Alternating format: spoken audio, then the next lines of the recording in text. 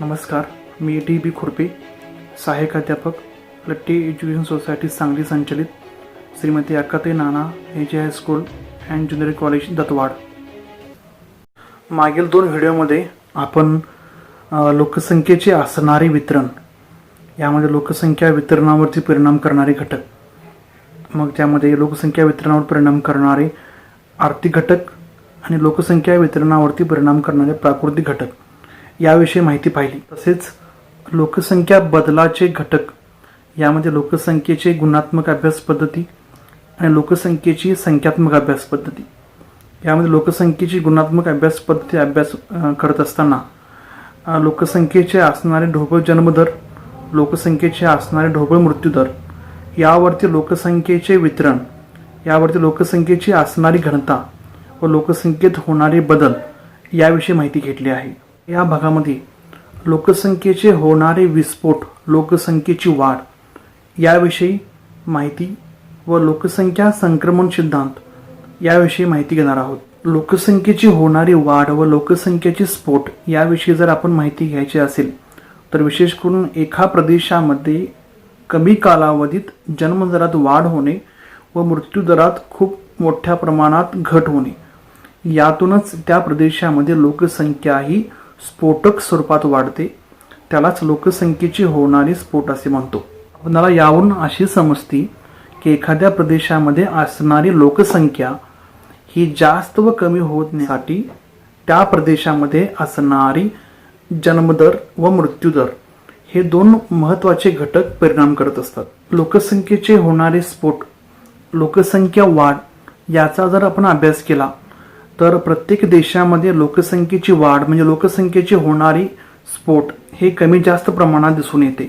यामध्ये आपण संपूर्ण जगाचा विचार केला तर जगामध्ये जे आजपर्यंत विकसित देश आहेत, डेव्हलप्ड कंट्रीज आहेत, अशा देशामध्ये लोकसंख्या वाढ ही नियंत्रित स्वरूपात असलेली दिसून येते. म्हणजे त्या देशामध्ये लोकसंख्या ही नियंत्रित आहे, त्या देशामध्ये लोकसंख्या वाढ ही कमी आहे. काही अतिशय विकसित देशामध्ये आपण जर अभ्यास केला तर त्या देशामध्ये लोकसंख्या ही अतिशय कमी आहे. या उलट डेव्हलपिंग कंट्री म्हणजे विकसनशील देशामध्ये लोकसंख्येचा थोडा मोठ्या प्रमाणात विस्फोट झालेला दिसून येतो, लोकसंख्या ही जास्त दिसून येते.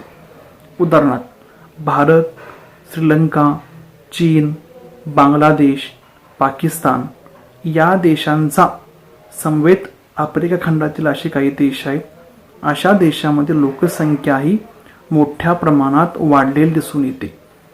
यावरून आपल्याला असं लक्षात येतं की प्रदेशानुसार, देशाच्या आर्थिक विकासानुसार, सामाजिक विकासानुसार, शैक्षणिक व इतर काही गोष्टींच्या विकासानुसार लोकसंख्येमध्ये, त्याच्या वाढीमध्ये बदल होत असलेले आपल्या जगातील प्रत्येक देशाचा जर आपण विचार केला, प्रत्येक देशामध्ये असणारी लोकसंख्येची स्थिती, लोकसंख्या वाढ, लोकसंख्येचे वितरण हे कालानुरूप बदलत असलेले आपल्याला दिसून येते. म्हणजे एकंदरीत आपण जर याची तुलना केली, उदाहरणार्थ अमेरिका, जर्मन, स्वीडन या देशामध्ये लोकसंख्या वाढ ही अतिशय कमी प्रमाणात दिसून येते. याच पद्धतीनं विकसनशील देशामध्ये लोकसंख्येची वाढ ही जास्त प्रमाणात दिसून येते आणि अविकसनशील देशामध्ये लोकसंख्येची वाढ देखील काही प्रमाणात स्थिर दिसून येते. म्हणजे याचा जर आपण अभ्यास केला म्हणजे एक आपल्याला अनुमान काढता येतो की लोकसंख्या ही त्या प्रदेशामध्ये असणाऱ्या आर्थिक विकासावर, सामाजिक जागृतीवरती अवलंबून असते. संपूर्ण आपण जगामध्ये जर आपण विचार केला तर प्रत्येक देशामध्ये असणारे आर्थिक, सामाजिक विकास याबरोबर त्या देशामध्ये लोकसंख्या वाढीवरती परिणाम दिसून येतात. म्हणजेच शैक्षणिक प्रगतीबरोबर, सामाजिक प्रगतीबरोबर लोकसंख्येत घट होत असलेले आपल्याला दिसून येते. याविषयी माहिती देणारे लोकसंख्या संक्रमण प्रतिमान सिद्धांत याविषयी आपण माहिती घेणार आहोत. तत्पूर्वी तुमच्या समोर एक आलेख आहे, या आलेखाचा अभ्यास करूया. अभ्यास करत असताना तुमच्या समोर एक आलेख आहे, लोकसंख्या संक्रमण सिद्धांत. याच्या अनुसारून एक आलेख दर्शवलेला आहे. यामध्ये एकूण 5 टप्पे आहेत. पहिला टप्पा अतिशय स्थिर, दुसरा टप्पा आरंभीच्या काळात विस्तारणारा, तिसरा टप्पा नंतरच्या काळात विस्तारणारा, चौथा कमी बदल दर्शवणारा व 5वा शून्य वाढ दर्शवणारा. यावरती प्रश्न विचारलेले आहेत. आलेखीतील निळी आणि काळी रेषा काय दर्शवते? याचं उत्तर आपण जर पाहिलं तर आलेखामध्ये जी निळी रेषा आहे ती निळी रेषा जन्मदर दाखवते आणि साधारण जी काळी रेषा आहे ती मृत्यूदर दर्शवते. आलेखातील दाखवलेला हिरवा भाग काय दर्शवतो? जर आपण हिरवा भाग पाहिला तर मृत्यूदर आणि जन्मदर या दोघांमधील फरक आहे तो फरक दाखवतो. म्हणजेच मृत्यूदर कमी झालेला आहे त्याचवेळी जन्मदर वाढलेला आहे. म्हणजे त्या भागामध्ये हिरवा रंग जो आहे तो लोकसंख्या वाढ दर्शवते, म्हणजे लोकसंख्येची असणारी नैसर्गिक वाढ दर्शविते. आलेखातील दाखवलेला निळा भाग काय दर्शवितो? साधारण बघा 5व्या टप्प्यामध्ये आपण जर पाहिलं तर ज्या पद्धतीनं दुसऱ्या व तिसऱ्या टप्प्यामध्ये मृत्यूदर व जन्मदर वेगळे आहेत त्याच पद्धतीनं 5व्या टप्प्यामध्ये जन्मदर व मृत्यूदर यामध्ये फरक आहे. परंतु त्यामध्ये मृत्यूदर हे जास्त आहे, परिणामी जन्मदर कमी आहे. म्हणजेच त्या भागामध्ये जो निळा रंग आहे तो नैसर्गिक घट दाखवतो, लोकसंख्येची असणारी नैसर्गिक घट दर्शवतो. कोणत्या टप्प्यात जन्मदर हा मृत्यूदरा एवढंच आहे? जर आपण अभ्यास केला तर 4थ्या टप्प्यामध्ये बघा मृत्यूदर व जन्मदर यांचा जो या दोन्ही रेषा आहेत त्या रेषा एकमेकाला अतिशय जवळ आलेत, एकमेकाला ओव्हरलॅप केलेत, चिकटलेत. म्हणजे 4थ्या टप्प्यामध्ये काय होतं आपल्याला जन्मदर व मृत्यूदर हे समान आहेत हे आपल्याला याचं उत्तर मिळतं. कोणत्या टप्प्यात मृत्यूदर हा जन्मदरापेक्षा अधिक आहे असं म्हटलेलं आहे? साधारण आपण जर पाहिलं तर 5वा टप्पा आपण जर पाहिला तर या टप्प्यात मृत्यूदर हा जन्मदरापेक्षा अधिक आहे, म्हणून त्या ठिकाणी लोकसंख्येची नैसर्गिक घट झालेली दिसून येते. यावरून आपल्याला असे समजते प्रत्येक देश लोकसंख्या वाढीचे विविध टप्पे अनुभवत असतो. प्रत्येक वेळी देशात तोच जन्मदर किंवा मृत्यूदर राहत नाही. त्यामुळे लोकसंख्या वाढ किंवा घट याचा दर कधीही समान राहत नाही. आर्थिक विकासाबरोबरच जन्मदर आणि मृत्यूदर फरक होताना दिसतो. यावर आधारित लोकसंख्या संक्रमण सिद्धांत मांडला आहे. म्हणजेच एकंदरीत या सिद्धांतामध्ये प्रदेशानुसार त्या देशाच्या विकासानुसार लोकसंख्या ही वाढत जाते सुरुवातीला, नंतर लोकसंख्यामध्ये नैसर्गिक घट होत झालेली दिसून येते. जगातील प्रत्येक प्रदेश, प्रत्येक देश या असणाऱ्या लोकसंख्या संक्रमणाच्या टप्प्यातून जात असतो. एकूण यामध्ये 5 टप्पे दिलेले आहेत. प्रत्येक देश या टप्प्यातून, पहिल्या टप्प्यातून, दुसऱ्या टप्प्यातून, तिसऱ्या टप्प्यातून, 4थ्या टप्प्यातून, 5व्या टप्प्यातून या प्रत्येक टप्प्यातून त्यामध्ये असणारे जन्मदर व मृत्यूदर याच्या असणाऱ्या प्रमाणानुसार त्या ठिकाणी असणारी लोकसंख्येची वाढही दिसून येते. यामध्ये आपण पहिल्या टप्प्यामध्ये, दुसऱ्या टप्प्यामध्ये, तिसऱ्या टप्प्यामध्ये आणि 4थ्या टप्प्यामध्ये, 5व्या टप्प्यामध्ये लोकसंख्या कशा पद्धतीनं बदलत जाते याविषयी आपण माहिती घेऊया. याविषयी माहिती या लोकसंख्या संक्रमण प्रतिमान सिद्धांतामध्ये सांगितलेलं आहे. याच्याविषयी आपण सविस्तर माहिती घेऊया. संक्रमण सिद्धांताविषयी माहिती घेत असताना यामध्ये जो आपण मगाशी पाहिलेला जो आलेख आहे लोकसंख्या संक्रमण सिद्धांत, या आलेखाच्या आधारे आपण ते समजून घेऊ. संक्रमणाचा जर आपण पहिला टप्पा पाहिला तर पहिला टप्पा हा अतिशय स्थिर स्वरूपात दिसून येतो. म्हणजे पहिल्या टप्प्यामध्ये आपण आलेखामध्ये आपण जर पाहिलं तर मृत्यूदर आणि जन्मदर हे दोन्ही जास्त असतात परंतु स्थिर असतात. म्हणजेच जेवढा मृत्यूदर असतो तेवढाच हा जन्मदर असतो. म्हणजे आपल्याला जो काळ्या रंगाने दर्शवलेला आहे तो आहे मृत्यूदर व निळ्या रंगाने तो दर्शवलेला आहे पहिल्या टप्प्यामध्ये तो जन्मदर. म्हणजे हे दोन्ही आलेखामध्ये समान आहेत, परंतु टप्प्यात जन्मदर व मृत्यूदर हे दोन्ही अधिक असतात. त्यामुळे लोकसंख्या ही स्थिर असते. म्हणजे जेवढे जन्माला येणारी अर्भके असतात तेवढाच मृत्यूदरही असतो. आर्थिक विकास कमी, सर्वसाधारण सामाजिक जनजागृती कमी, शिक्षणाचा अभाव यामुळे अशी अनेक कारणे आहेत की या कारणामुळे त्या प्रदेशामध्ये जन्मदर जास्त असतो. मोठी कुटुंब पद्धती म्हणजे जन्माला येणाऱ्या बालकांची संख्याही जास्त असते. मिळवणाऱ्या लोकांची संख्या जास्त असेल तर आर्थिक प्रगती होते, अशा प्रकारची धारणा असते. त्यात देशाची आर्थिक स्थिती विकसित नसते. देशाची अर्थव्यवस्था शेती किंवा इतर काही प्राथमिक व्यवसायावरती अवलंबून असते. तुलनेने या देशामध्ये द्वितीय व्यवसाय व तृतीय व्यवसाय याचे प्रमाण अतिशय कमी असते, म्हणजे नसते. नैसर्गिक संधी मर्यादित असतात. प्रजनन दर अधिक असतो. कुटुंबे मोठी असतात. विज्ञान व तंत्रज्ञानाचा विकास अतिशय कमी झालेला असतो. स्वच्छतेचा अभाव असतो. वैद्यकीय सुविधा याचा अभाव असतो. संसर्गजन्य रोगाचा प्रादुर्भाव जास्त असतो. कुपोषण यामुळे मृत्यूदरही जास्त असतो. सद्यस्थितीमध्ये या टप्प्यात कोणताही देश असलेला दिसून येत नाही. म्हणजे आपण जर पाहिलं तर आपला भारत देश पूर्वी या टप्प्यामध्ये पहिल्या टप्प्यामध्ये होता. जर आपण आपल्या भारतामध्ये इतिहासामध्ये पाहिलं तर या गोष्टी सर्वसाधारणपणे दिसून येतात. आपल्या कुटुंबामध्ये पूर्वी कुटुंब लोकांची संख्या जास्त होती. साधारण पूर्वी आपल्या भारत देशामध्ये आपल्या प्रदेशामध्ये आपण जर इतिहासामध्ये पाहिलं तर संसर्गजन्य रोगाचा प्रादुर्भाव मोठा असायचा. या संसर्गजन्य रोगामुळे बरेच लोक मृत्युमुखी पडायचे आणि यातून मोठ्या प्रमाणात त्यामध्ये लोकसंख्येची घट होत असे. आता लोकसंख्या संक्रमणाचा दुसरा टप्पा, याचा जर आपण विचार केला तर आरंभीच्या काळात विस्तारणारा. आपण जर नकाशामध्ये पाहिलं टप्पा 2 आरंभीच्या काळात विस्तारणारा, यामध्ये पाहिलं तर जन्मदर हा साधारण जास्त दिसून येतो. त्या मानाने काळ्या रंगाचा जो आहे मृत्यूदर तो कमी झालेला दिसून येतो. या कालावधीमध्ये विज्ञानाचा थोडा प्रसार झालेला असतो. विज्ञानाच्या तंत्रज्ञानाच्या प्रगतीमुळे काही प्रमाणात वैद्यकीय सुविधा यांचे प्रमाण वाढलेले असते. आरोग्यविषयक सेवांचा विस्तार झालेला असतो. रोगराईवर मात करण्यासाठी आणि त्यांना नियंत्रित करण्यासाठी प्रयत्न सुरू केलेले असतात. यामुळे मृत्यूदरामध्ये घट होते, पण जन्मदर स्थिर असतो. यामुळे लोकसंख्या झपाट्याने वाढत जाते. शेती व इतर उद्योगातील उत्पादनात वाढ होते. वाहतूक व्यवस्थेत वाढ झालेली असते. लोकसंख्या नियंत्रणासाठीचे प्रयत्न सुरू केलेले असतात. म्हणजे आपल्याला आकृतीवरून जर आपण पाहिलं तर जन्मदर हे जास्त दिसून येतं, त्या मानानं मृत्यूदर हे कमी दिसून येतं. आणि याचा परिणाम आपण जर खाली पाहिला तर लोकसंख्या वाढीचा जो आलेख आहे तो वाढत असलेला दिसून येतो. कारण का, जन्मदर व मृत्यूदर या दोन्ही रेषा आलेखामध्ये फरक दिसून येतो. म्हणजे जो हिरव्या रंगाचा जो भाग आहे तो त्यामध्ये होणारी लोकसंख्येची नैसर्गिक वाढ दर्शविते. म्हणून लोकसंख्येचा आलेख यामध्ये वाढलेला दिसून येतो. त्यातील असणारे विकसनशील देश जे आहेत ते या टप्प्यामध्ये असतात.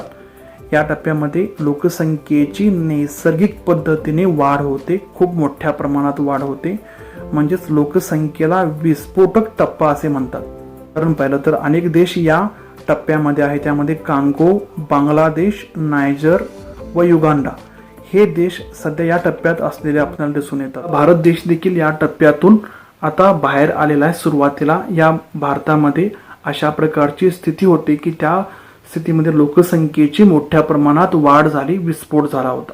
लोकसंख्या संक्रमणाचा तिसरा टप्पा म्हणजे नंतरच्या काळात विस्तारणारा. या टप्प्याचा मध्ये आपण जर विचार केला तर या टप्प्यामध्ये जन्मदर हा कमी कमी होत असलेला दिसून येतो. त्याचप्रमाणे मृत्यूदर हा देखील कमी कमी होत असलेला दिसून येतो. यामध्ये दुसऱ्या टप्प्यात कमी झालेला मृत्यूदर आणखीन कमी होत असतो. तसेच जन्मदरही कमी होऊ लागतो. यामुळे लोकसंख्या वाढीचा दर कमी होतो. पण लोकसंख्या वाढत असते कारण जन्मदर हा मृत्यूदरापेक्षा अधिकच असतो. देशाच्या प्रगतीचा वेग वाढत असल्याने देशातील लोकांचे उत्पन्न उदरनिर्वाहासाठी लागणाऱ्या उत्पन्नापेक्षा जास्त असते. त्यांचे राहणीमान उंचावलेले असते. गरिबी कमी होत असते. तंत्रज्ञानाचा विस्तार उपयोग वाढलेला असतो. द्वितीय व्यवसाय, तृतीय व्यवसाय इत्यादी व्यवसायांचा मोठ्या प्रमाणात वाढ होत असतो. लोकसंख्येची शैक्षणिक पातळी ही वाढत असते. सामाजिक जनजागृती, सामाजिक नियोजन यामध्ये काही प्रमाणात वाढ झालेली असते. कुटुंब नियोजनाचे महत्त्व लोकांना समजते. कुटुंबाचा आकार लहान होतो.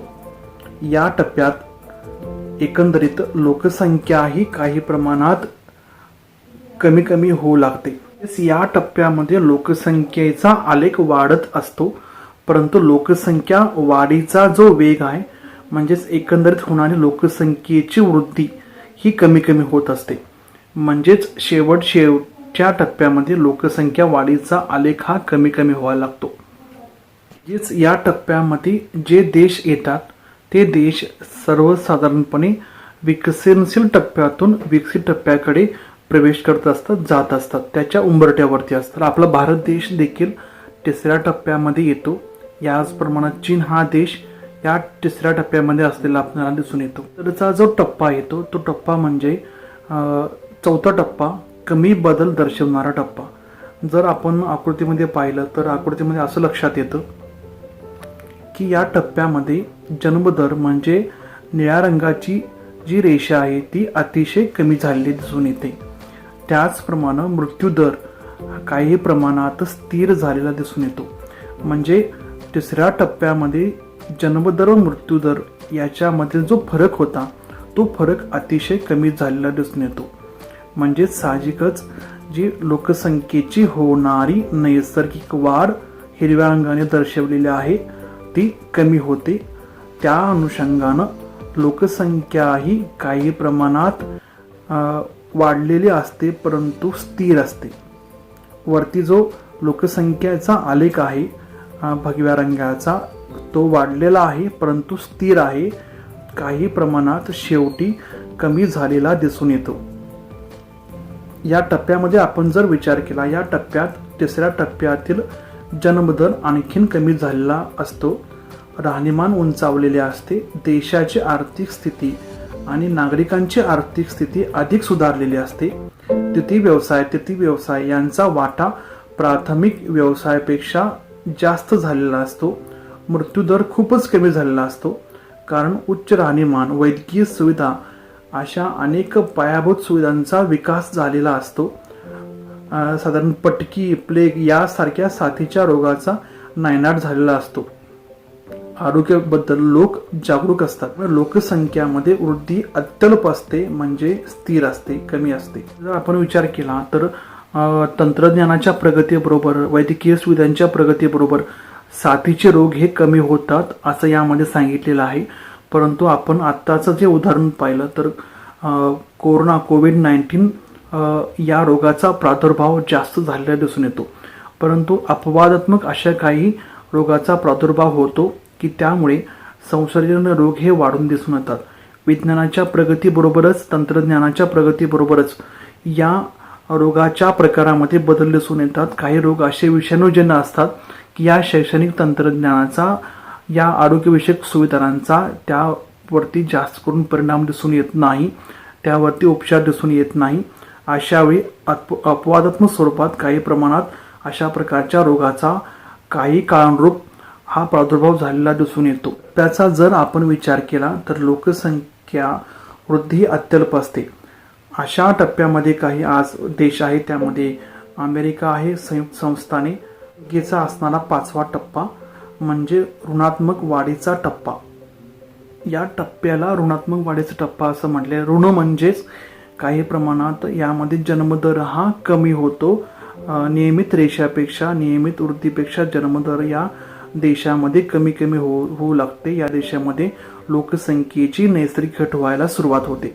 मृत्यूदर हे अतिशय कमी असते, त्याचप्रमाणे जन्मदरही त्यापेक्षा कमी असते. त्यामुळे लोकसंख्या वाढ अत्यल्प असते किंवा या देशामध्ये मृत्यूदर कमी होऊन लोकसंख्येची घट होण्यास सुरुवात होते. अशा देशात बालकांची संख्या खूप कमी असते, वृद्धांची संख्याही अधिक असते. राहणीमान मात्र उंचावलेले असते. देशाची व नागरिकांची आर्थिक स्थिती उत्तम असते. तृतीय व्यवसायाचे प्रमाण सर्वाधिक असते. साधारण वैद्यकीय सुविधा, शैक्षणिक सुविधा या सुविधा अतिशय उच्च दर्जाच्या असतात. आरोग्य, पर्यावरण इत्यादी आनंदही जीवन पद्धती असते. एकंदरीत राहणीमान हे अतिशय उंचावलेले असते. या टप्प्यामध्ये स्वीडन, फिनलँड इत्यादी देश येतात. पद्धतीनं या 5व्या टप्प्यामध्ये लोकसंख्येची साधारण ऋणात्मक पद्धतीने घट होत असलेले आपल्याला दिसून येते. ऋणात्मक घट होत असल्या कारणानं जन्माला येणाऱ्या बालकांची संख्याही कमी असते. त्या देशाला एकंदरीत लोकसंख्या वाढ होण्यासाठी स्वयंस्फूर्तीने प्रयत्न करावे लागतात. पद्धतीने लोकसंख्येचे एकूण 5 टप्पे हे अभ्यासाला आपल्याला दिसून येतात. यामध्ये असणारा लोकसंख्येचा पहिला टप्पा अतिशय स्थिर लोकसंख्येचा असणारा दुसरा टप्पा, आरंभीच्या काळात विस्तारणारा लोकसंख्येचा असणारा तिसरा टप्पा, नंतरच्या काळात विस्तारणारा लोकसंख्येचा असणारा चौथा टप्पा, कमी बदल दर्शवणारा आणि लोकसंख्येचा असणारा 5वा टप्पा शून्य वाढ दर्शवणारा. या टप्प्यानुसार प्रत्येक देश या टप्प्यातून जात असलेला आपल्याला दिसून येतं. यावरून तुम्हाला लोकसंख्येच्या अनुसरून प्रश्न विचारू शकतात.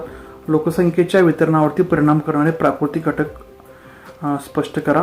प्रश्न दुसरा विचारू शकतात. लोकसंख्या संक्रमणाच्या पहिल्या व 5व्या टप्प्यात लोकसंख्या वाढ जवळजवळ होत नाही. या दोन्ही टप्प्यातील फरक सांगा. अशा प्रकारे लोकसंख्या भाग 1 मध्ये लोकसंख्येचे असणारे वितरण, लोकसंख्या वितरणावरती परिणाम करणारे घटक, लोकसंख्या वाढीसाठी आवश्यक असणारे घटक, साधारण लोकसंख्या संक्रमण सिद्धांत याविषयी माहिती घेतलेली आहे.